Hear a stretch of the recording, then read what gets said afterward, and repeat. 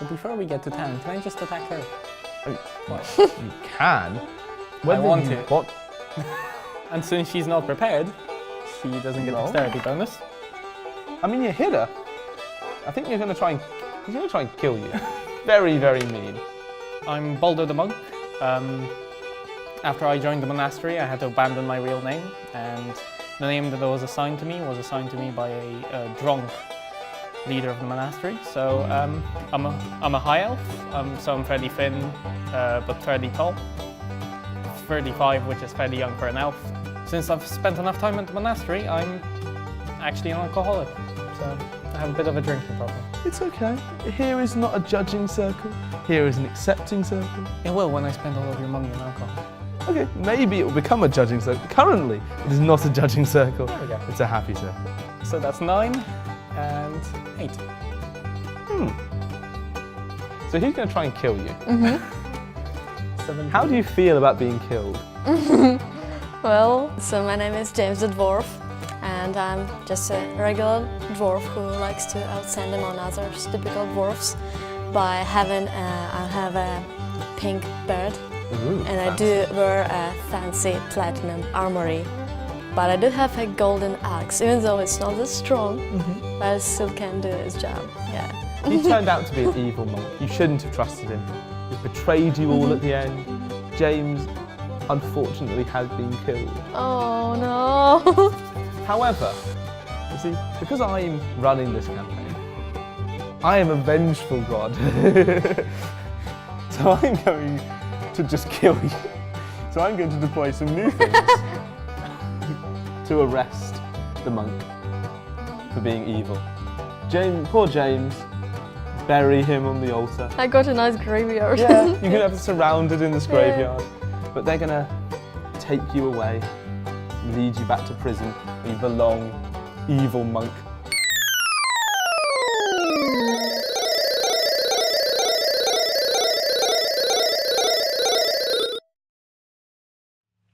That's not good. Am I doing this for no one?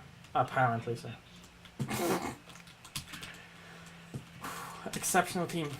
Oh fuck, I'm dead. I probably started playing games when I was 4 or 5. Because my mum somehow got a computer into the house, I think it was for work. And she would just play games every night with us in the room, and eventually me and my sister started playing, and we got into more serious games, and you know, then I started spending 16 hours a day on my laptop. Addiction is the main problem, and it causes, you know, it can be seen in anyone. You just start spending more time on games, prioritizing them because you start, you know, you feel that you're getting rewarded by the game and nothing else in life rewards you. You start thinking that the game can provide you everything you want.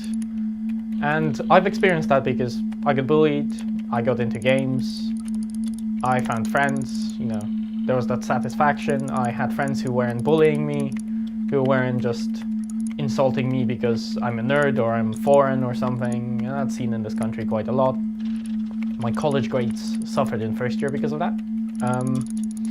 I barely passed. I was 6-7 months late with some assignments because simply I was playing games instead.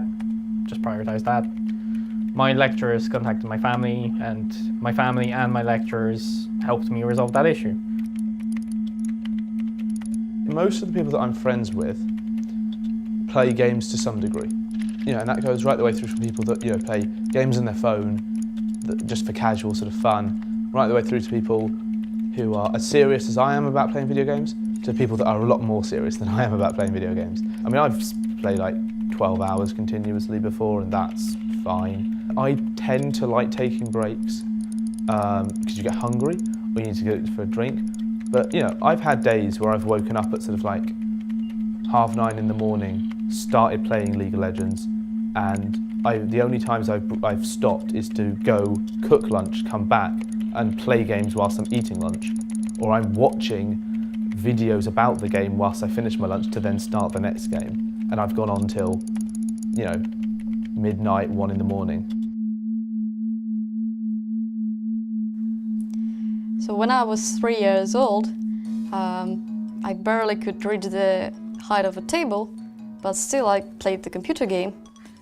And my parents used to lift me to put on the chair, so I could play the computer game. So I was something like that. This is me of the age of 3. Yeah, this was me, this was my big chair. And this is how my story began. After that, the first PlayStation was released. This is me approximately at the age of 7. And we also were fighting for the couch, like the VIP seating.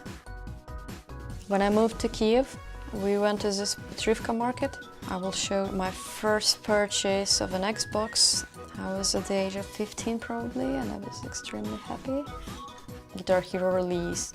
It actually was a band hero, and it released the Beatles edition. So we actually went on the tour and we were like Beatles. Having a favorite video game, having a favorite character who would be a great example, it's very important. My blueprint in life and perfect woman is Lara Croft. She is a fighter. She still keeps her ladylike traits and appearance, and she's very smart, she's good looking, and her life is amazing. Ah. No, no, no, no, no, no. Die, yes. That's the stuff. Damn it. Ah! No, no. Huh. Here we go. Bam. Bam. Ah! No! Please. Okay, how can I call? You're a barbarian. Okay. You're even more aggressive than he is. So again, you have +2 in strength and +2 in constitution. You like hitting people, and you don't care if you get hit.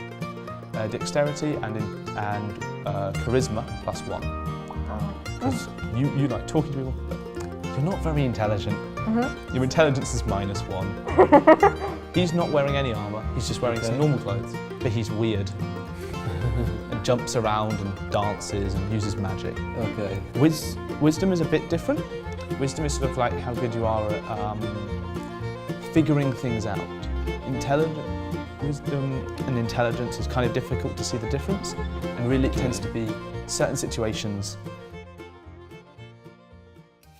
Like the peeling bit just takes time, but it's the cutting is the real problem, because I've got to put so much attention into actually what I'm doing to not sort of completely muck it up, that I just find it absolute ball ache, and I don't enjoy it at all. So the way my brain works is I don't have very good 3D visualization. So I simply know that it needs to be smaller, but I can't visualize what half. If I want to make this carrot in half, most people can look at it and roughly work out where they need to cut. It takes me quite a while to actually work out where it is, and I kind of have to physically cut it. I can't visualize that. It's just an element of the way that my brain takes and receives information. I have dyslexia and dyspraxia. So dyslexia and dyspraxia are specific learning disabilities. They affect the way in which my brain takes in information and understands what's going on around me, both on a physical level, mainly with dyspraxia, and on a sort of a verbal or a word level with dyslexia. A lot of the time with dyslexia and dyspraxia, the way that they're shown, your ability to understand the information you've been given is happening at a much faster rate than the rate at which you can act on that information. A lot of dyslexics say when they're writing, for instance, they finish the sentence, but they're still writing the first word. Their brain has worked out exactly what they want to say, but they just can't, their hand can't keep up. So for a living, I'm a video editor. So that means that I take in footage, I have to analyse and compress and control it, be organised and structured, and then make a final product at the end, normally within quite strict time limits. But also a lot of what I do is working with directors and with individuals to produce the film that they want. I think my strongest skill is my technical competence. I can use the software very effectively to achieve what I want to achieve, and to take somebody's idea and very quickly realise it.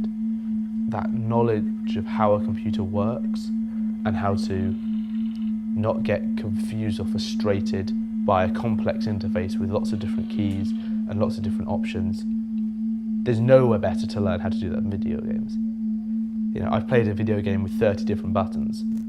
Having an editing suite with 30 different buttons is no different.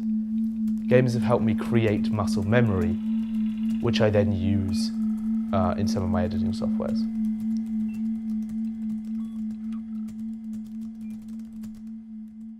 I'm from Poland originally, so I was getting bullied in Poland because I was a nerd, and that was something that wasn't accepted. When I came here, I was bullied because I was Polish and a nerd. And, both of these things just double not accepted. At first, when you start getting bullied, there's not that much effect. It's just someone just throwing words at you. But words have a way of just eating at you slowly over time. You start doubting yourself. You start thinking maybe they're right. Maybe the bullies are right.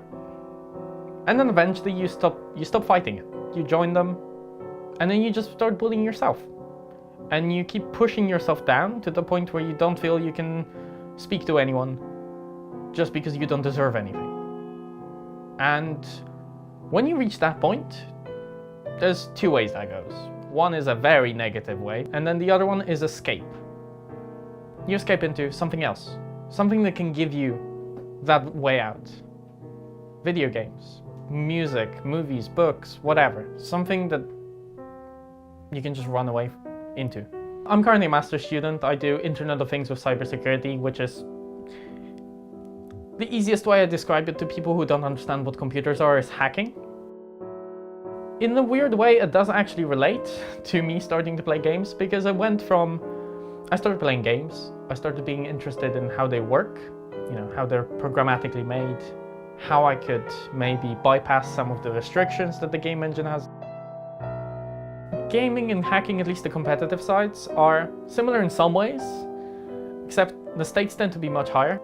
We have to create a defense strategy that's better than the offensive strategy of someone who's attacking us. That battle never stops. It's like a game that never stops, but the stakes are much higher. I may have gotten into it because of bullying at the start, but then it evolved into more. I enjoy building things, I enjoy breaking things, I enjoy improving them, and I enjoy even the inherent competitive nature of it, where you compete against someone who's trying to do a very bad thing, and you get to try and stop them, and in some cases, although much less often, you get to fight back.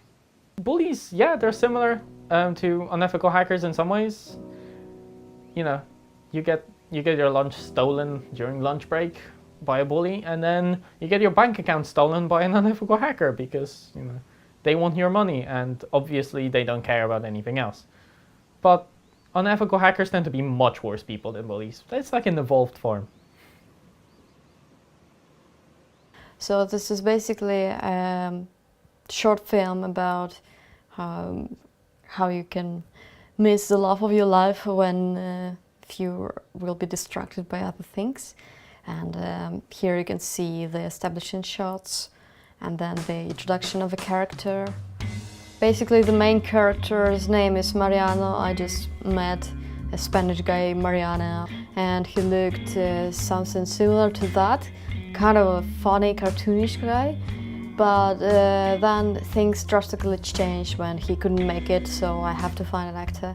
The day before the shot, and I found a very eccentric, old-looking guy who used to play in Def Leppard, and he looks very extraordinary. He smokes vape, so he kind of like resembles the badass character that is depicted here and here as well.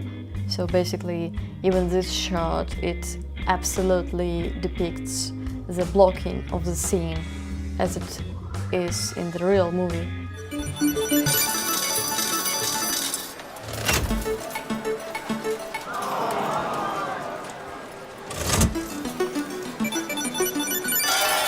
I still certain that I skipped and missed 2 periods of my life, which are childhood and teenage years, because I used to play Sims constantly, like from the 7th grade till the 10th grade, and I never actually like go out, and like I used to go out but not that much. And if we were in the Assassin's Creed game and my synchronization point in that lifetime period would be empty and blank because I cannot recall anything but Sims. You know what I'm thinking? I'm thinking like it's not the reason of the video games and not the reason of the joy of video games. It's just the reason of a type of a person. Because even as a child I used to play in the sandbox and I used to ignore other peers. I don't know why, I just love being inside of me. So maybe I'm just that kind of like, I'm an introvert probably.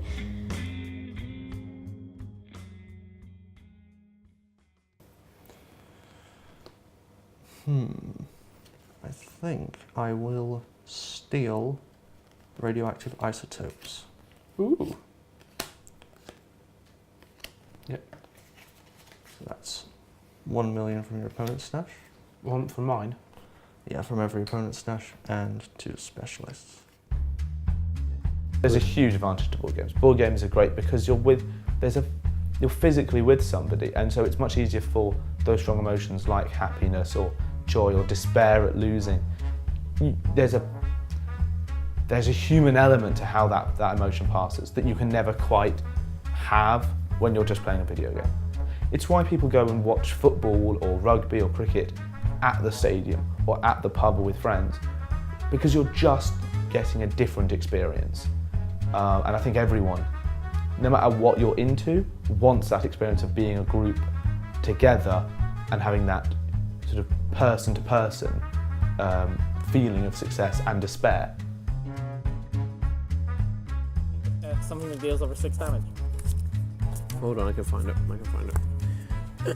Hopefully I can find it, you know? That's fine, because I'm going to summon this fox, and this fox has 6 life, so it actually kills your...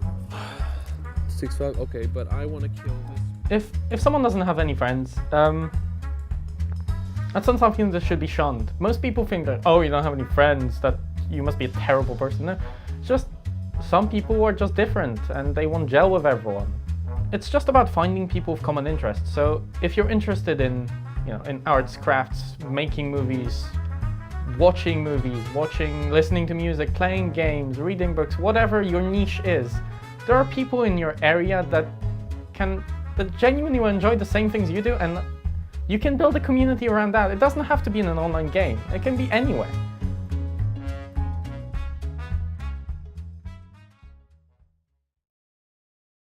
The reason why games are shunned is because they're the new thing. Media used to shun TV, music, everything that appears that's new, that can take media attention away from the actual problems that we face today. Kids who are effectively committing suicides and are in complete depression because our society is putting so much pressure on them, they just can't cope and the system can't help them.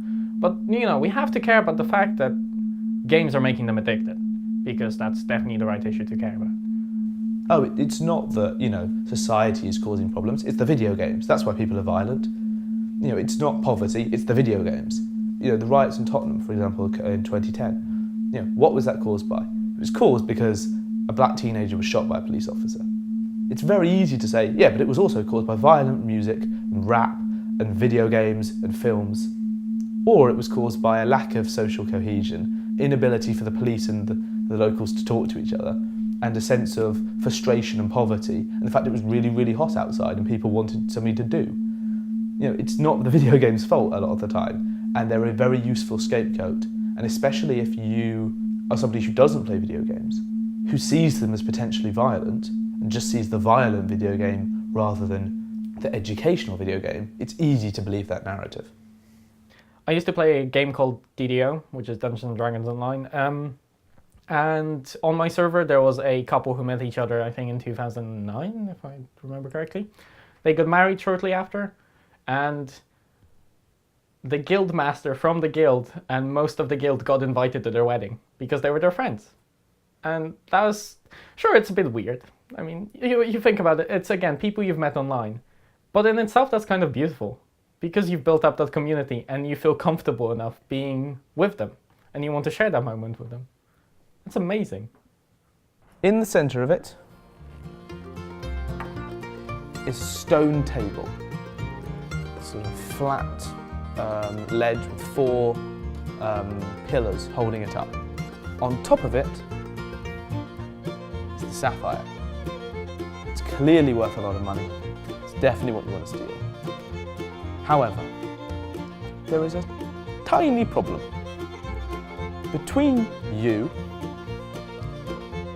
and this, 1, 2, 3, 4 skeletons. Old, undead skeletons. So you put your axe in, you've not killed it, but you know you've helped. And that's the important thing. You've all worked together. So, well done. It's now your chance. It's wonderful that you say that we're all working together because I grabbed the gem and won. I mean, you can go for the gem, sure. Yeah, I'll go for the gem. So he's going to try and steal the gem. Mm-hmm. So he falls into the fire. Yeah. So he's got the gem, so he's definitely got the gem. And he's going to sort of drag himself out. We're not going to make you roll to keep seeing if you jump out of the fire. It'd be funny, but I'm not going to be that cruel. But he takes 4 damage as you sort of. So you're stuck there nicely with the gem.